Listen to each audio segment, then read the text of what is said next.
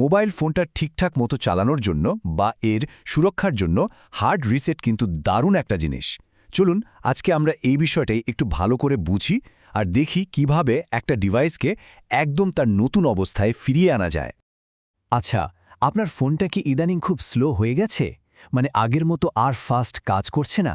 ধরুন কোনো অ্যাপ খুলতে গেলেই অনেকক্ষণ ধরে ঘুরছে, অথবা যখন তখন হ্যাং হয়ে যাচ্ছে। এই সাধারণ সমস্যাগুলো হলেই কিন্তু অনেকে ফোনটাকে আবার আগের অবস্থায় ফেরানোর জন্য হার্ড রিসেট করার কথা ভাবেন। তো এই যে আমরা হার্ড রিসেট বলছি, এটা আসলে কি?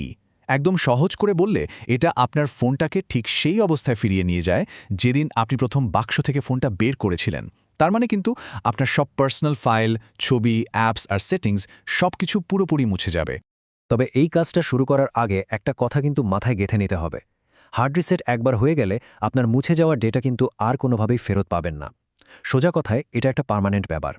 তো চলুন রিসেট শুরু করার ঠিক আগের সবচেয়ে জরুরি কাজটা কি সেটা দেখে নিই। এই স্টেপটা কিন্তু একদমই মিস করা যাবে না। কারণটা তো পরিষ্কার, তাই না?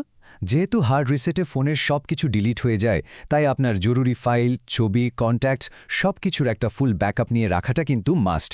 আপনার ডেটা বাঁচানোর এটাই একমাত্র রাস্তা। ওকে, ডেটা ব্যাকআপ তো হয়ে গেল, এবার চলেন আসল কাজে নামা যাক। দেখি কিভাবে রিসেটটা শুরু করতে হবে। সবার আগে ফোনটা পুরোপুরি বন্ধ করে নিতে হবে। পাওয়ার বাটনটা চেপে ধরে পাওয়ার অফ অপশনটা সিলেক্ট করুন। ফোনটা যখন বন্ধ হয়ে যাবে তখন ভলিউম বাড়ানোর বাটন আর পাওয়ার বাটন এই দুটো একসাথে চেপে ধরে রাখুন। একটুক্ষণ বাটন দুটো চেপে রাখলেই দেখবেন স্ক্রিনে ফোনের লোগোটা চলে এসেছে। এর মানে হলো আপনার ফোনটা এখন একটা স্পেশাল মেনুতে ঢুকে গেছে, যেটাকে বলে রিকভারি মোড। রিসেটের আসল কাজটা কিন্তু এখান থেকেই হবে। আচ্ছা, আমরা এখন পরের ধাপে চলে এসেছি। এখন স্ক্রিনে যে মেনুটা এসেছে সেটা ব্যবহার করেই আমাদের কাজটা শেষ করতে হবে। একটা জিনিস খেয়াল রাখবেন, এই মেনুতে কিন্তু টাচস্ক্রিন কাজ করবে না। আপনাকে ভলিউম বাটনগুলো ব্যবহার করে উপরে নিচে যেতে হবে। তো ভলিউম বাটন দিয়ে ওয়াইপ ডেটা/ফ্যাক্টরি রিসেট অপশনটায় আসুন আর তারপর পাওয়ার বাটনটা চেপে ওটাকে সিলেক্ট করুন। পাওয়ার বাটন চাপার পর ফোনটা আপনাকে শেষবারের মতো জিজ্ঞেস করবে যে আপনি আসলেই এটা করতে চান কিনা। এখানেই আপনাকে ইয়েস অপশনটা বেছে নিতে হবে। এটা আসলে একটা সেফটি ফিচার, যাতে ভুল করে ডেটা ডিলিট না হয়ে যায়।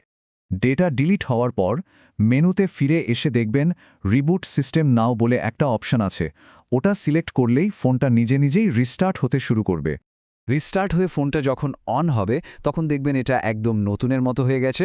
সবকিছু আপনাকে আবার প্রথম থেকে সেট করতে হবে, আর এভাবেই কিন্তু ফোনের স্লো হয়ে যাওয়া বা সফটওয়্যারের অনেক সমস্যার সমাধান হয়ে যায়।